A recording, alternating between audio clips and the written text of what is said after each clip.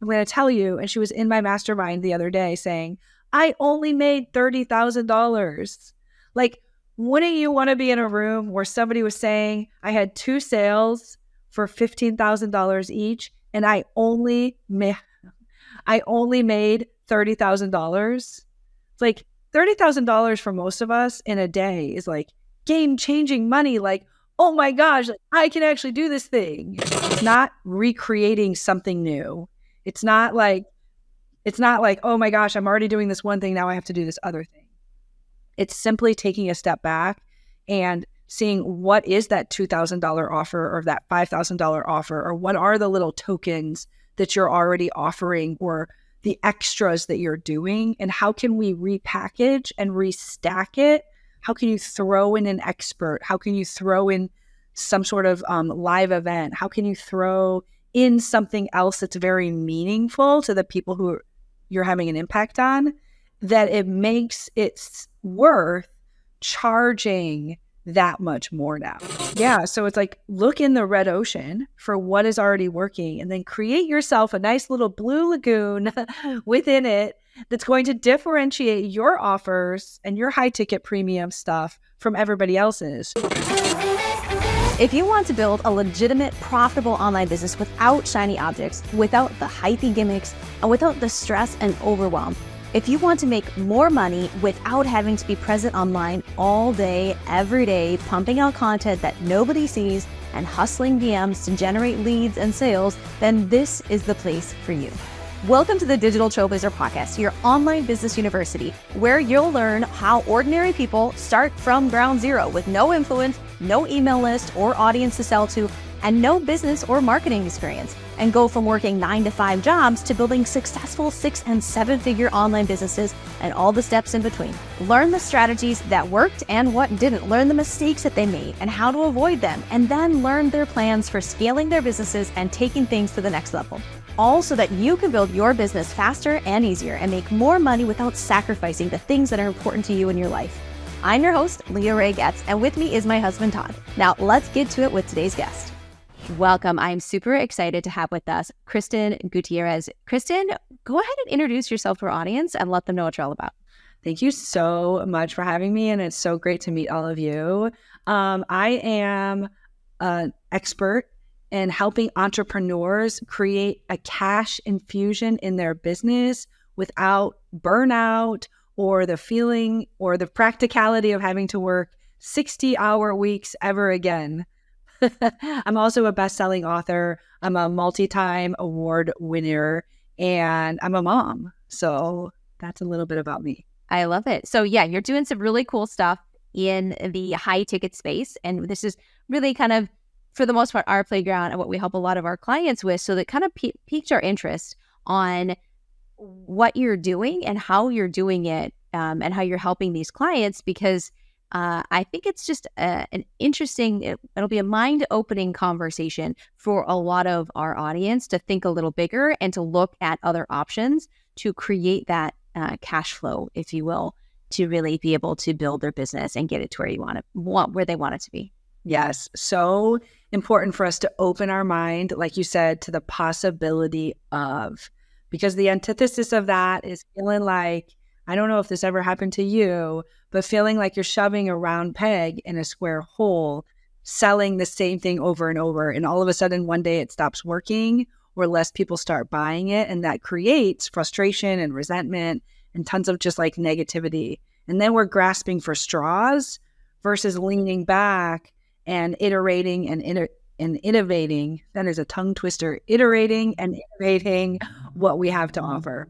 So what do you see working really well in the high ticket space right now for bringing in that flood of cash? Yeah. So the system that works really well, no matter what you sell, like, can I hear that in the chat? Like, no matter what you sell, the system for flooding your business with cash is almost adopting the Tesla model. Does anybody recall when Teslas first came out? There was something called the Roadster, and it was sold for a lot of money. And the reason that they sold the Roadster for a lot of money is because it allowed the business, Tesla, to flood themselves with cash. And so could you see how, as an entrepreneur out there, you could benefit from a high ticket offer to flood your business with cash so that you could go out and have a bigger impact and a bigger influence? And the strategies for how to do that is by selling one to many. And so it's working through a system. We can talk about that today on the various levels of what goes into your high ticket offer, and also how to find and fill your classes. But it's really a strategy of selling one to many. You might have heard Russell Brunson says, people pay attention. And reality is, people who pay more are more invested in what you have to offer. And so for everybody listening to this, it's like whatever program you're currently in and whatever you're already doing, like keep doing that. But are you open to also learning another way to flood your cash, to help you with some of your expenses, to help you take an extra vacation, right? To reset at where you are and then continue on with multiple ways of serving is basically what it comes down to. Awesome. So let's dive into really what this means and explain it for folks, because I know there's a lot of people who are listening who maybe they've got one high ticket offer, and it's oftentimes getting started, and sometimes appropriately so, right? It's low high ticket, maybe $2,500, $5,000, something in that sort of range. We see very commonly for folks, newer coaches or people who are just beginning on the journey. Where is the opportunity to switch things up? Like, walk us through this system and this process. Right. It is a 4-step system. And so you can write this down if you're paying attention. It's decide, it's fill, host, and post. So we can talk about the various steps of the system: decide, fill, host, and post. But like taking any action toward any of your goals and getting to already your $2,500 or your $5,000 offer, you had to decide that this was worth it for you, that you were willing to put in the work to get there. And so the first step in the system is to decide that you're going to host a 4-5-day challenge, in the next couple of weeks or months, and working backward from there.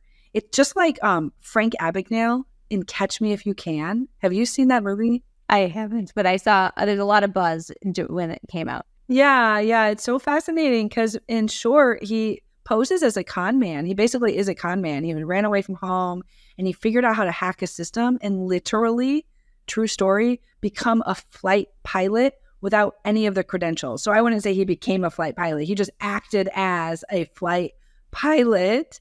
And not only that, but then he went off to teach. He walked into a college class one day and acted as a professor.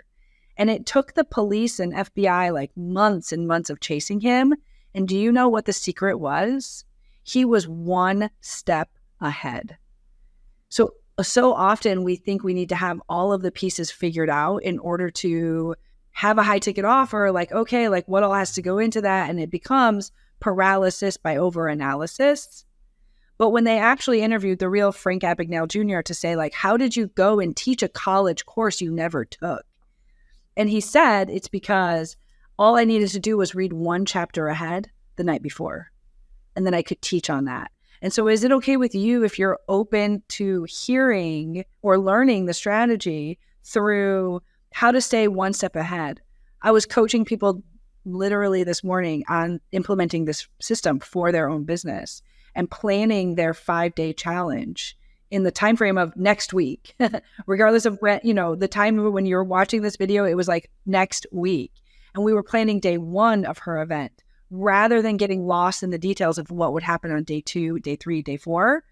Because when you run the system and you make the offer and you're adding all this value, you find that the questions you're asking the attendees, the takeaways you're receiving are starting to set you up for success for day 2 through 5. And so you really do, it's staying one step ahead to figure out how to make this system work for you. But, what I love to do is give everybody, teach them all the strategies, the tricks, and it comes down to deciding. It comes down to filling the events, what the strategies are there, how to choreograph and host the event, and then really how to feel comfortable pitching the high ticket offer. Because maybe if you're like me, maybe you're a little uncomfortable still pitching your $2,000 offer or your $5,000 offer. Maybe that's like, I have a sales background, and even still, like, you're selling for yourself, so it's a little bit personal, right? Mm-hmm. Yeah. But how to untether that and how to make it not complicated so that people are like, I need to buy this thing to help my clients. So that's the decide, and that's the stay one step ahead, right? So keep us going. What's next? Yeah, what's next would be to fill your masterclass. And I mean, I wish this was like interactive. So I'd be like, tell me in the chat, like, how big is your email list or not? Because I work with so many people who don't have a list or don't have a following, or they're just getting started. Does that resonate, Leah? Right? Yeah. And so a lot of those here. Mm-hmm. Yeah. And you're welcome. Like this. So this strategy works for you. Just to break down a few examples, is it okay if you use other people's audiences? Like, that is a strategy in and of itself to learn. I know when, for example, I'm on a podcast right now, and I often, as I was releasing my book or as I was released, like, trying to get speaking gigs, and as I've grown my entrepreneurial journey, I've often asked other people how can I be a guest on your show? That's a strategy that once you learn the messaging and like how to reach out blind to get on people's shows, now you become confident because people start responding and saying, well, yeah, sure. What do you offer? Like, do you align with our message? And so the strategy to filling your event is nothing different. It's like, there are many strategies, including using other people's audiences. So do you know, or have you seen any big Instagram stars, people with big followings? And I don't mean like untouchables. Like, are you reaching out to Tony Robbins? Like, do it. But who are the people out there that have a 200,000 person following or a 20,000 person following, right? And who have you met along your way? I don't know if this is your audience, but like, I used to chase a lot of shiny objects. So I tried one thing, and then I tried another, and I bought a course, and then I bought another course. And I think that's pretty common for a lot of us. And so who are all of these people from your past who might have amassed a following, 5,000 people, but they aren't leveraging their following? You could approach them and say, here is what I'm offering. I help high school seniors get into college, or I help realtors up-level their real estate strategies, or I help potential authors write their first book. Whatever the strategy is, you can reach out to somebody with a 5,000 person following or an email list and ask them, tell them what you're offering, and then pay them off the back end. It's a really great strategy.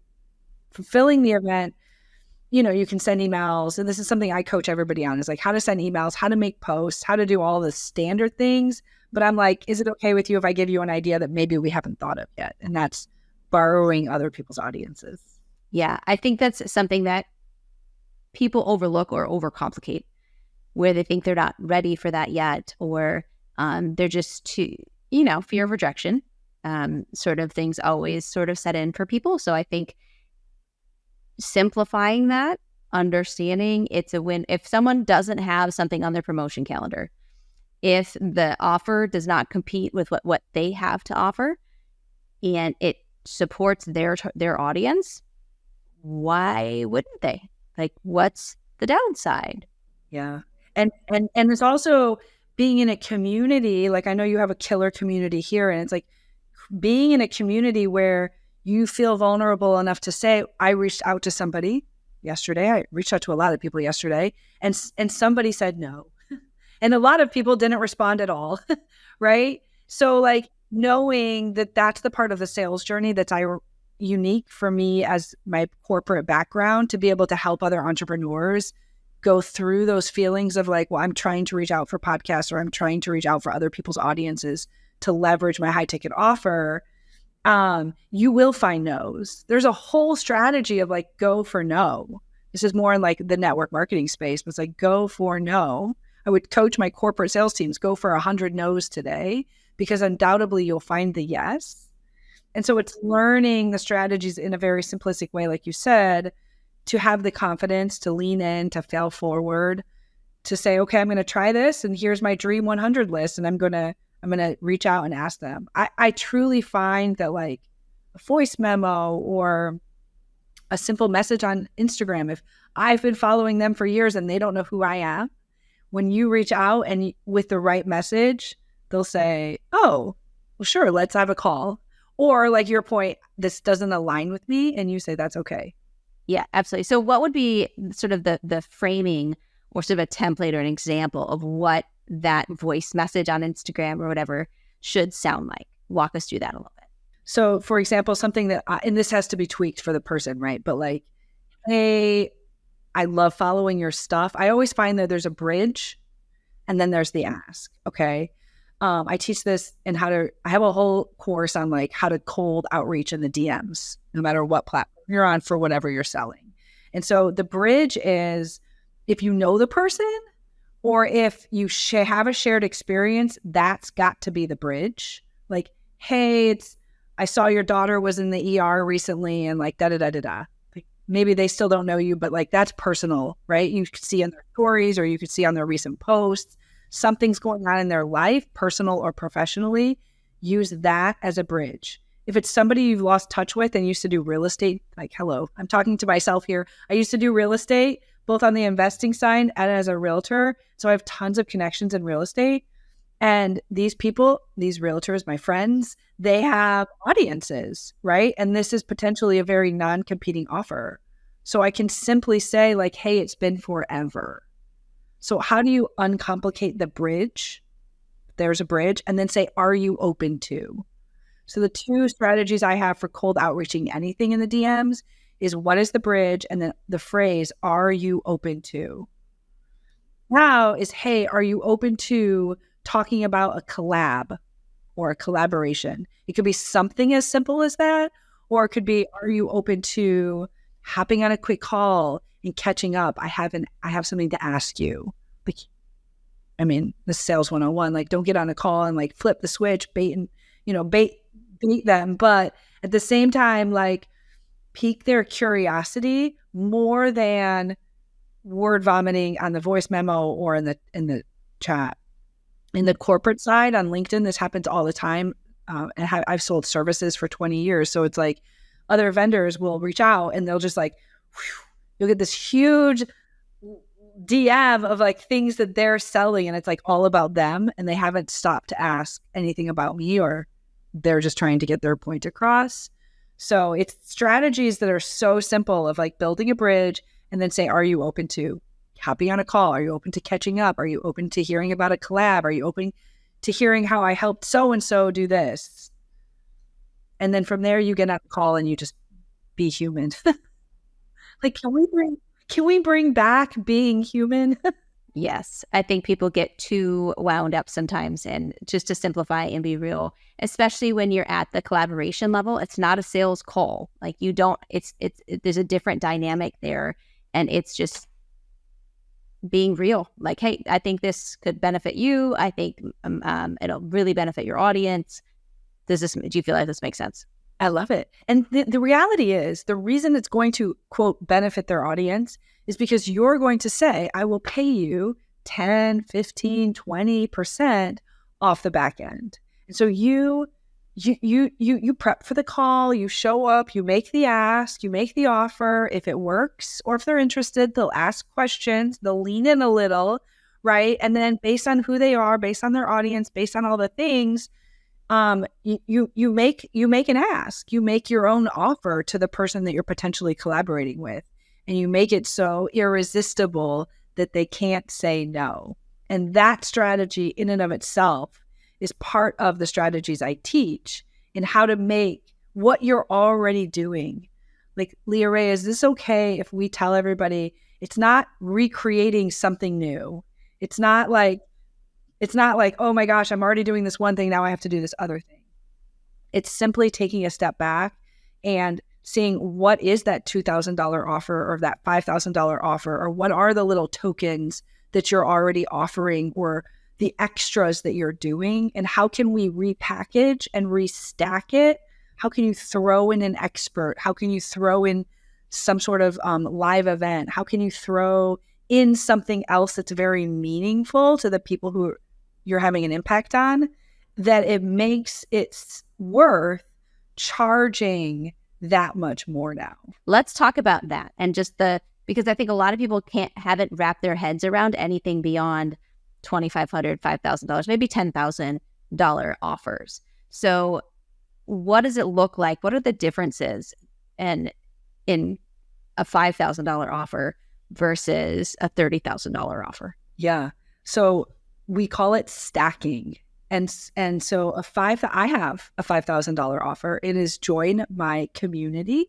And let's talk about that, because it's what they get as part of joining the community. And have you ever given a bonus for joining the community? Like maybe you needed a sale that month, or maybe you knew that this person really wanted to buy your $5,000 offer, but they were like a little on the fence. And so you threw something extra into it. So my community is a 1-year community I hosted in school, and there's lots of courses and modules. And then we meet weekly in a group Q&A. Above and beyond that, I do the training in the courses that I make on my Zoom and I upload. Like, it's very unscientific. But if somebody was on the fence, just to level set with like how we do this, sometimes I would say, oh, okay, I'll throw in 4 1-to-1s or 2 1-to-1s. So now they're getting more value in order to join, right? That's, as I know you teach, that's way better than saying, let me take money off, right? Right. Right. So there is already how you are stacking your $5,000 offer. So now we have to take that same approach and just think about, well, what would make somebody pay me $30,000? Like, what would that look like? Or how do I take my $2,000 offer and make it $15,000? There's no magic number. This system has worked for a lot of people who simply had a $6,000 offer for the first time. It isn't $50K or bust. It's really your own conviction on how to make your offer what we call irresistible. And so various components of an irresistible offer might be like a mastermind, where it's certain people only who paid so much getting together.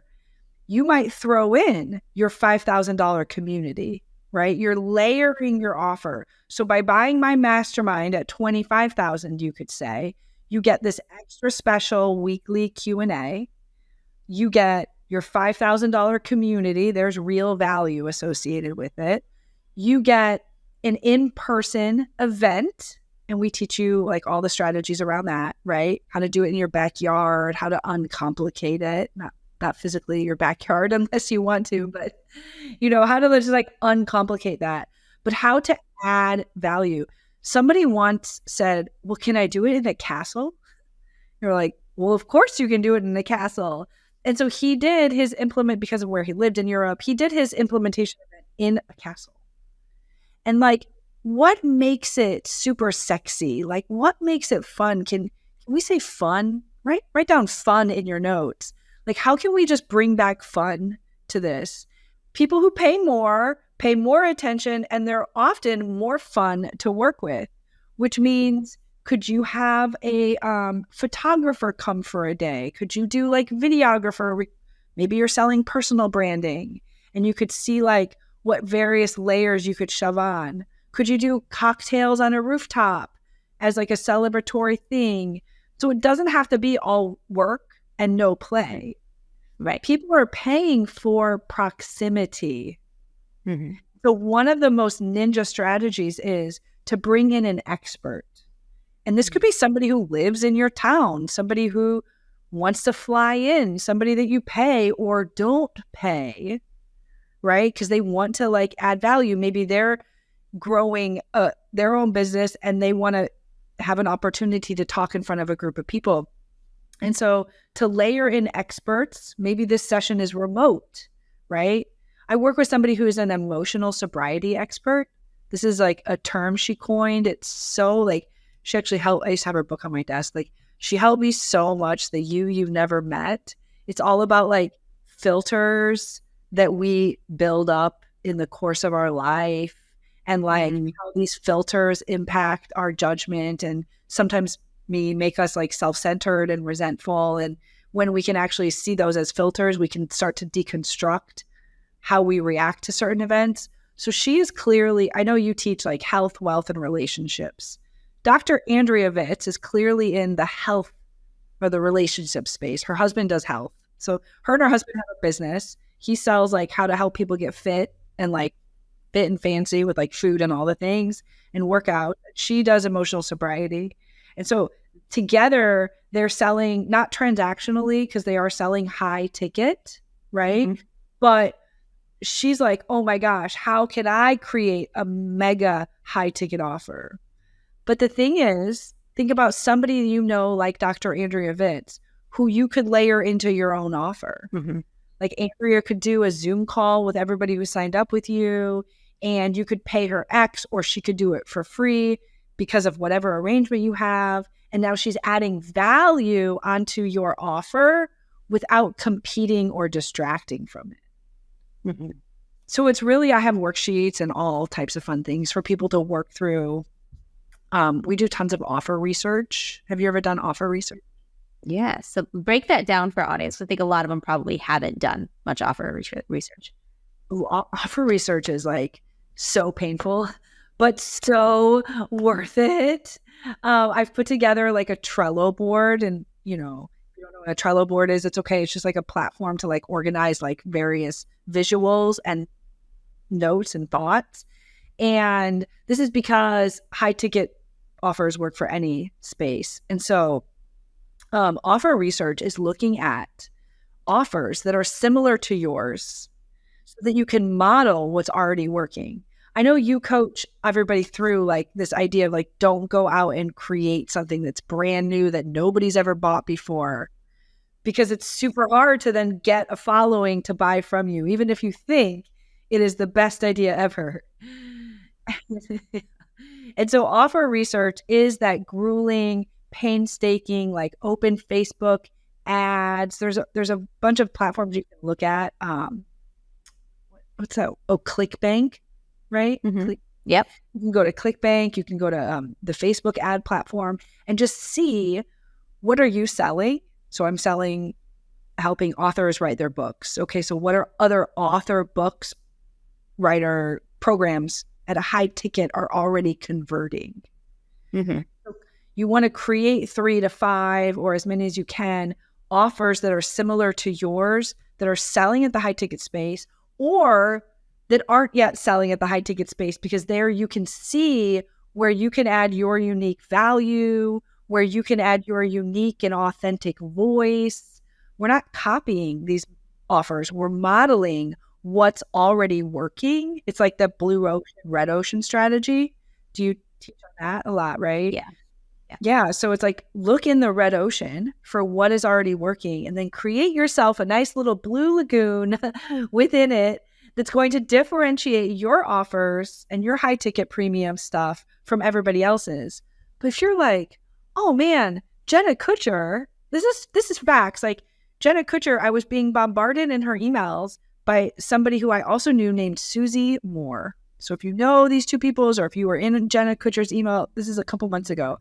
And so 2 things. One, Jenna was clearly the JV for Susie Moore. So we talked about that strategy at the beginning, right? There's so many examples. Once you see it, you can't unsee it. And 2, from an offer creation perspective, you're like, if your offer is complementary to or similar to Jenna's, you're like, well, this is interesting. How is she layering Susie Moore into her offer? Because you could see Susie's in wealth, maybe Jenna's pitching health today, like whatever it is, like, are they complementary? And can you see what somebody else is doing and then model it, but make it your own by creating all these little pockets of differentiation? And that market research piece and understanding is so important. I think we run into new coaches all the time. Like, well, I've got this, a great idea. It's brand new. No one's done it. And they don't realize quite yet that that's not necessarily a good thing. Like if no one's doing it, there might be a reason why no one's doing it. Let's start with what's working and then just learn what's working and then build from there and put your own spin and take your own angle on what's working. Because if it's working for others, it's a good sign. People are willing to spend money on that type of thing. And there's something that you can learn as a business person from what others are doing. Absolutely not copying, absolutely not, whatever, but just researching like what's actually working and then building upon that to create your own space and your own voice. I love that. Yes, it's so good. And then once you have the high ticket converting offers, go build the thing that is on your heart. Right? I just got the chills. Go start the foundation, start the nonprofit, or build the thing that is such a good idea that no one else is doing yet. Because now you have the money and the time and you have a bigger impact. You're influencing more people. This year, I was like, is it okay if this year becomes the year that we 10x our impact, how we serve others, being able to serve them at a higher capacity, and that we 10x our influence, meaning we're increasing our concentric circles of people who know us, like us, trust us, because we're being so bold and brave to use the right strategies to reach out to other people that don't know us, right? To borrow their audiences and pay them on the back end. Is it okay if we 10x our influence this year and as a result, 10x our income? Let's do that. Because people sometimes, especially we attract a lot of heart-centered entrepreneurs, which I love, but sometimes they have a hang up on earning more. And I said, money is just a reflection of the amount of impact that you're able to make. It's a measurement of that impact. So don't shy away from it. It's a good thing. I was going to say, my mentor, she was a pastor. Her and her husband were both pastors. And so that is true that, well, first, we should all try to be heart-centered. And two, it's like money isn't good or bad. It truly is. There is an abundance of money changing hands. And the more people we serve, like, is it okay if that creates also more impact and income for us? Yes. Yeah, absolutely. And open so many doors, because I know personally in my life, there's a lot of people I can help and change their lives. And I can't do it if I'm just trying to survive for my own family, right? But there's so many more lives that you can impact and change when you have abundance and you're able to overflow that. So I love it. So, okay, let's go back to the kind of sales plan that we were talking about before, right? So decide, and then we're talking about a promote, right? Or fill. Yeah. Okay. What's the next step? Host.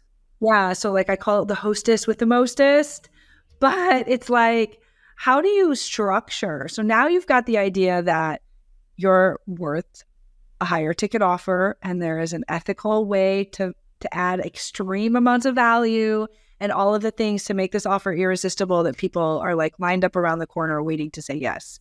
Now you need to host an event.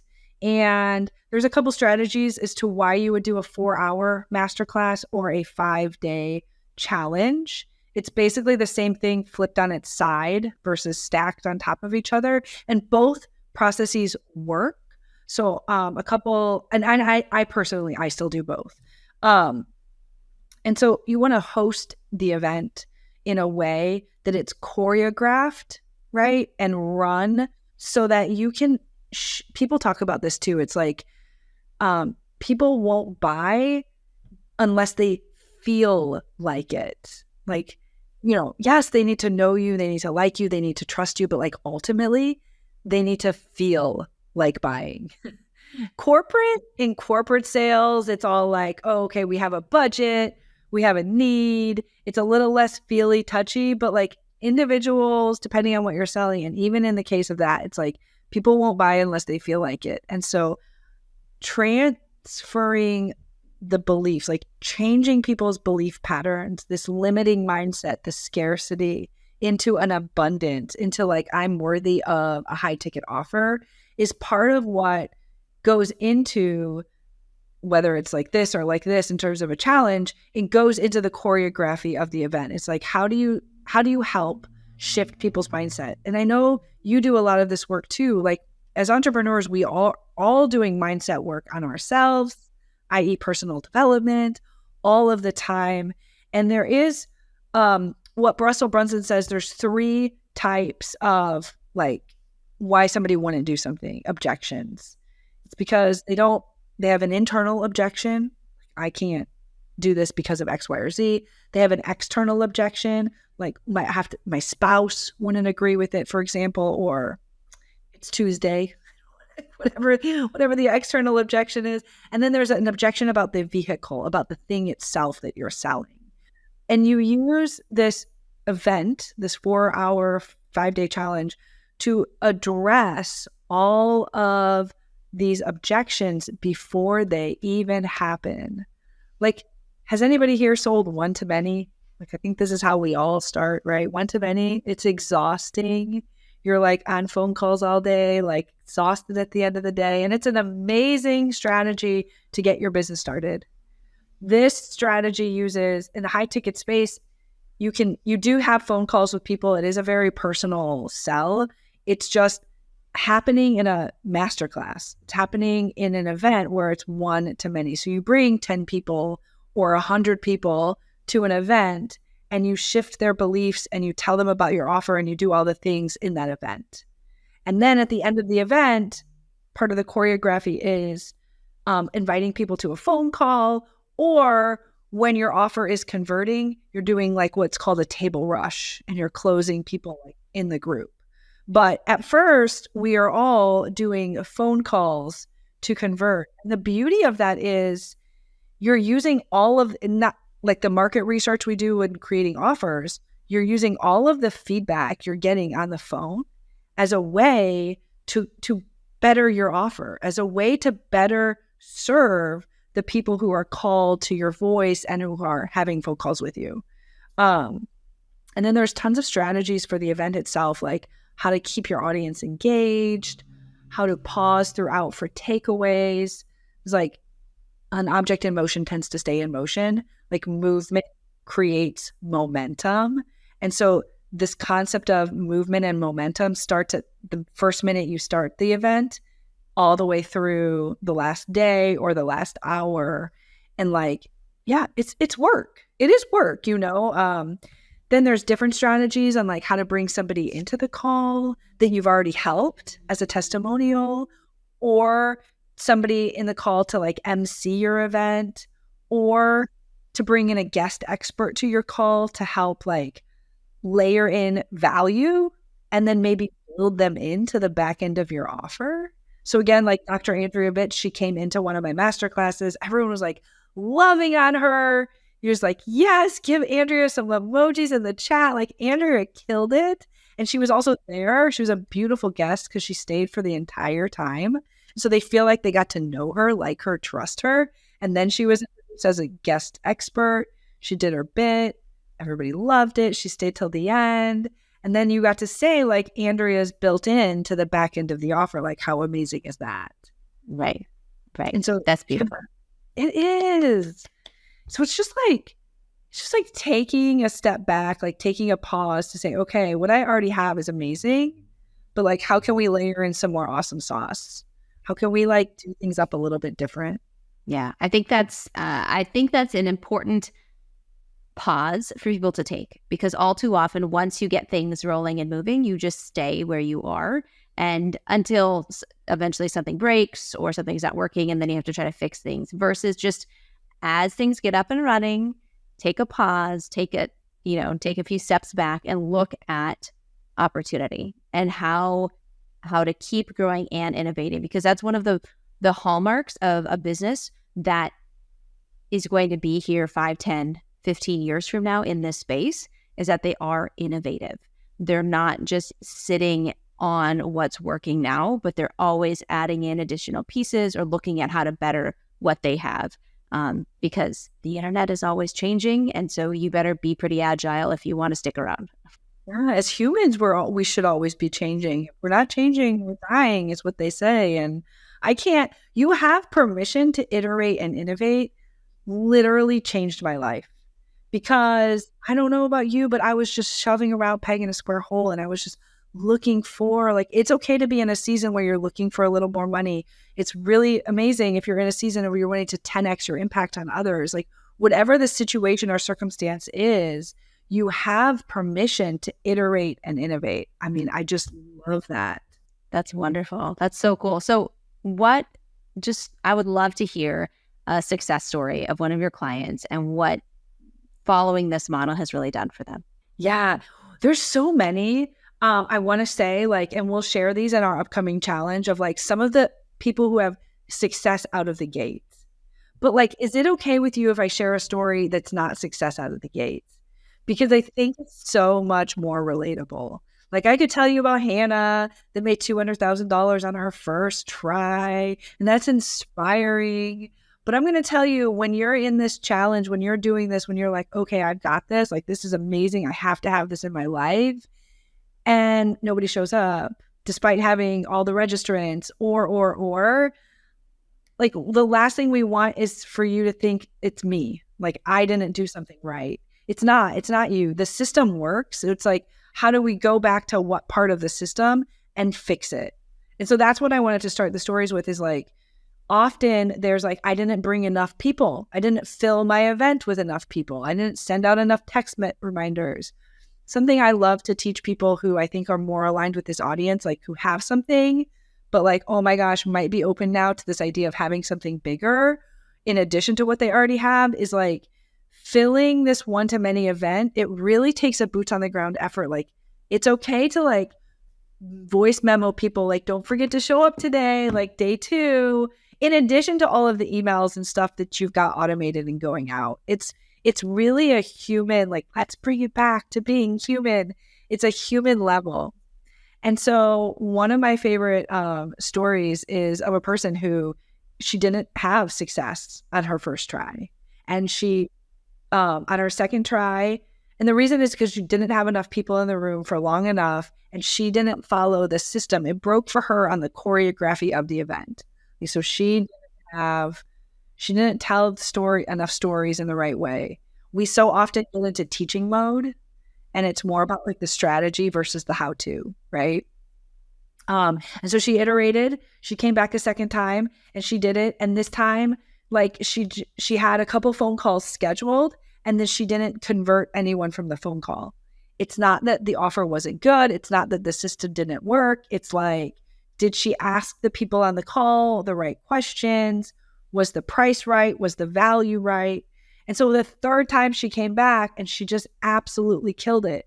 I'm going to tell you, and she was in my mastermind the other day saying, I only made $30,000. Like, wouldn't you want to be in a room where somebody was saying, I had 2 sales for $15,000 each, and I only made $30,000? It's like, $30,000 for most of us in a day is like game-changing money. Like, oh my gosh, like, I can actually do this thing. So it's really inspiring, and I have all the data of all the people who have killed it out of the gate. Like, one of my mentors ran the play, and she cash collected in one day just shy of $1 million. That's nuts. It is banana pants nuts, right? And again, we've got Hannah's, and we've got Anita's, and all the people in the community who have done something between $1 million in the story I just shared. But I think the story I just shared was somebody saying, I only had a $30,000 day, because her goal is to have a 6-figure day, $100,000 or more. And it's simply a matter of math. What is your high ticket? How that you ultimately, is it $20,000? Is it 15? Is it 30? And then how many people do you need to have phone calls with in order to convert? Because of that X percent converts. And then from there, how many people do you need in your class in order to hopefully get the people who attend, in order to have the phone calls, in order to convert? So we really do I love to reverse engineer everything. So we reverse engineer the stats to help you have a success. And we just keep leaning in. Like, Jackie Lacroix has a video out there of me saying, like, one reason to partner with Kristin is because she'll just keep leaning in with you. And I love that. I love that she saw that in me, because I will. Like, your success is my success. And that doesn't mean anything other than like the system works. And so what do we need to tweak in the system to make it work better for you. Absolutely. Well, this is awesome. This is such an interesting conversation. So if people want to learn more, what should they do? Yes. So I would love for you to go to milliondollarofferchallenge.com/DT. D for digital, T for Trailblazer. And so milliondollarofferchallenge.com/DT. And you can find out when the next challenge is, and you can attend one of our challenges to see how we run the play and to be open to whether these high ticket offers are right for you and your business where you are right now. Yes, I think this is such a cool idea. I love all sorts of innovation. And I think this is a really, when other people are zigging, for you to zag, right? People are talking about low ticket memberships and doing all this kind of stuff. Okay, let's zag. Let's really beef this up and go for it. So I think that's awesome. So everyone should absolutely go to, I already forgot it. What'd you say? $1 Million Offer Challenge.com. Challenge. $1 Million Offer Challenge.com/DT for Digital Trailblazer. Get just snoop to see how she's running these, how this is working, and you will learn so much. So absolutely go check her out. Kristin, this has been such a fun conversation. Thank you for being with us today. Thank you so much for having me. Yay, you're very welcome. Ladies and gentlemen, have a blessed day. Bye. You've been listening to the Digital Trailblazer podcast. For show notes and information about today's guest, head to digitaltrailblazer.com. Now, if you love this episode, if you got some value, make sure you leave us a review and subscribe. And be sure to share this episode with anyone you know who could use help to build their business. Thank you for listening, and we'll see you next time.